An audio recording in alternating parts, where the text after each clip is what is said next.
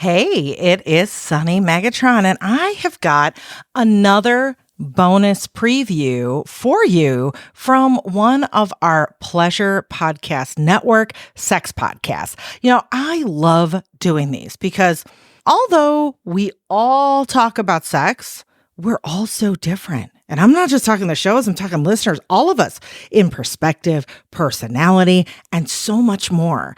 And hearing from different people and all those different perspectives is so important when we're learning about sexuality, our own identity, intimacy with other people, the whole deal. So this week, let me introduce you to the Double Teamed podcast, hosted by twins Cami and Niki. They're on a mission to bring awareness to non-monogamy, kink, and sexuality and help make these taboo topics more understood and accepted by our younger generations. Cami and Niki love to get honest and vulnerable with their listeners, discussing their experiences in open relationships, dating, dominance and submission, and sex parties. And you can find them anywhere you listen to podcasts and across your favorite social media platforms. So let's roll it. Here is a quick little preview of Double Team Podcast with Cami and Niki.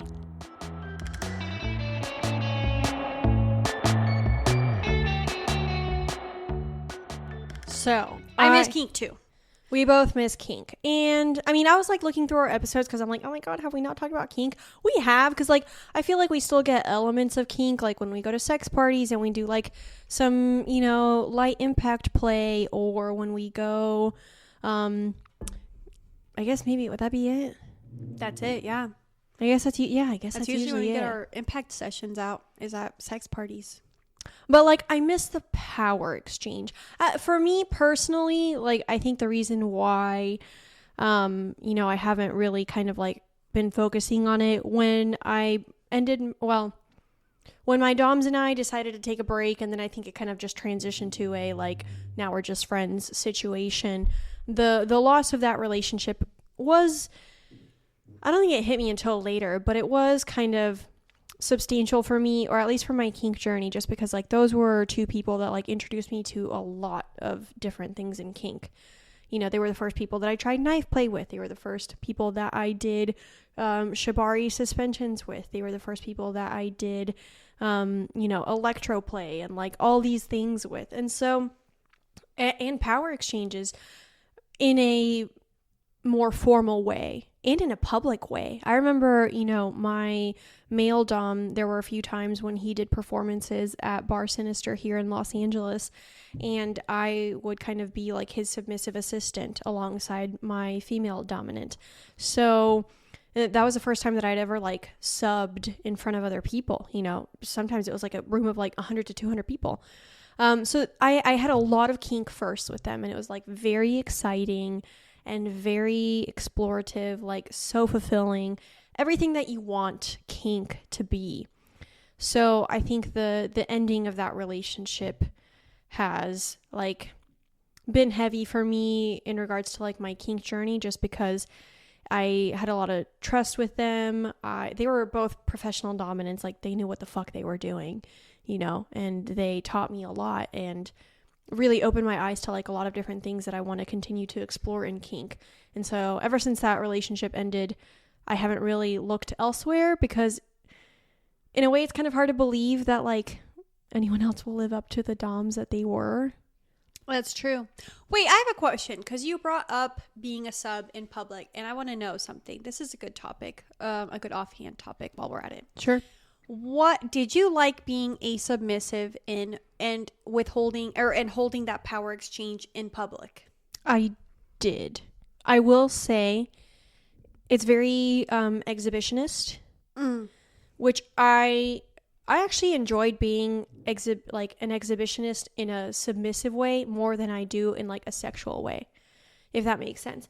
If people are watching me have sex at a sex party, my exhibitionist is not turned on, if that makes sense. However, if I am submitting in a group, or even being a dominant, because I've had that experience before as well, I am more of an exhibitionist in that headspace.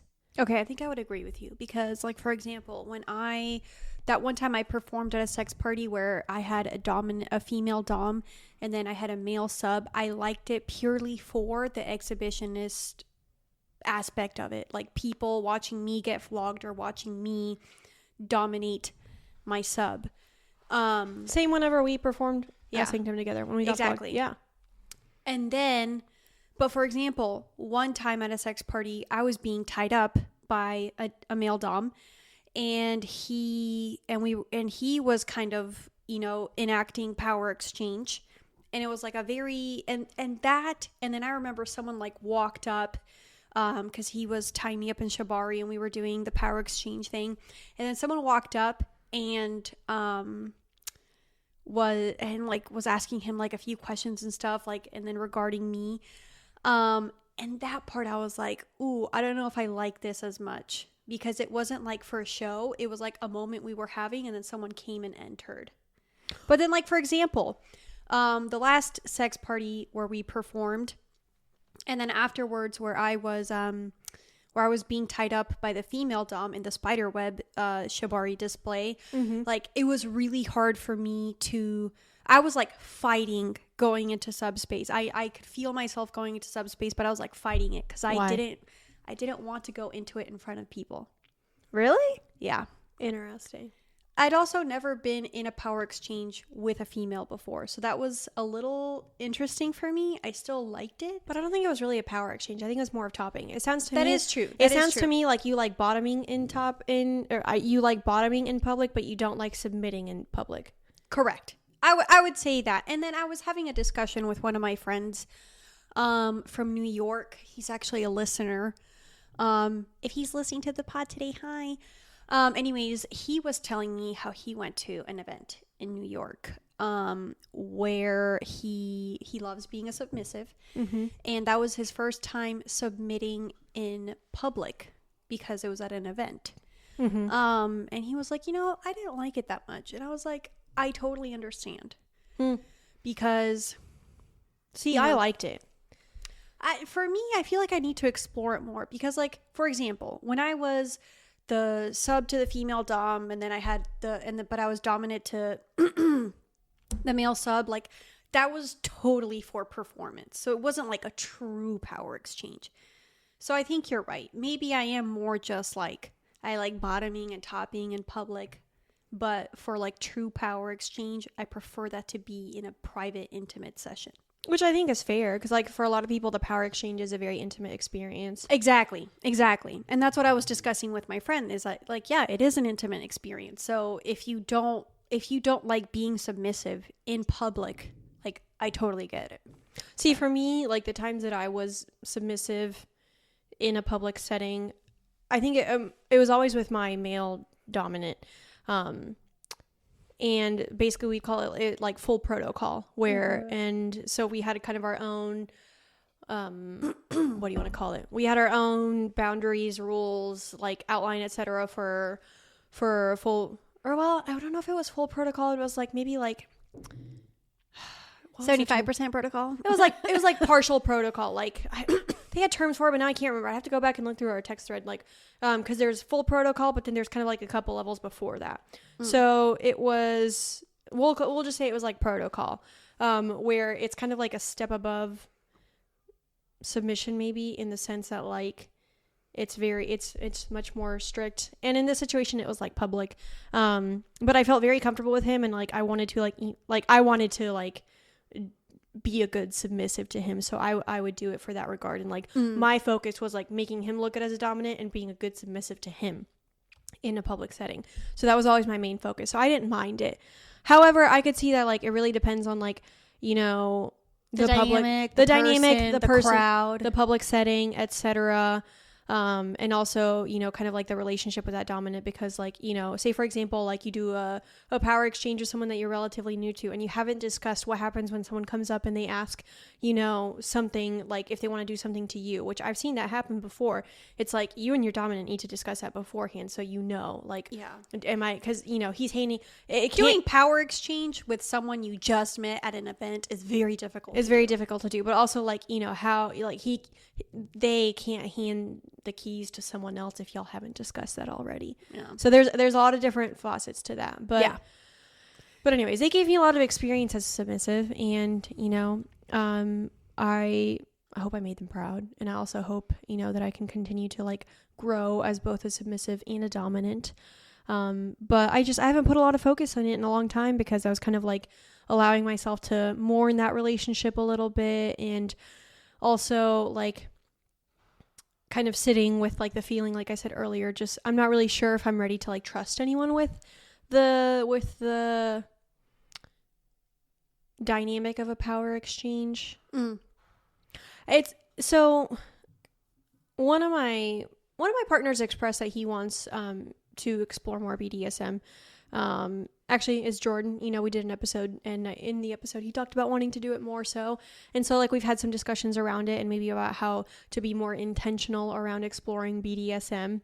But one of my other friends with benefits, surprisingly, even though he has zero experience with power exchanges. Wait, who? Really? Oh, him. Oh, him.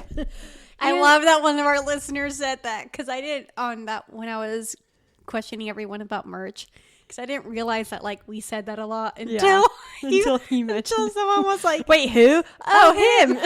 I laughed so hard. Anyways, so we've never really explored power exchanges or really like a lot of BDSM, but primal play comes very natural to us. And I did ask him one time if he would be willing to tie me up and restrain me and then like bite the shit out of me.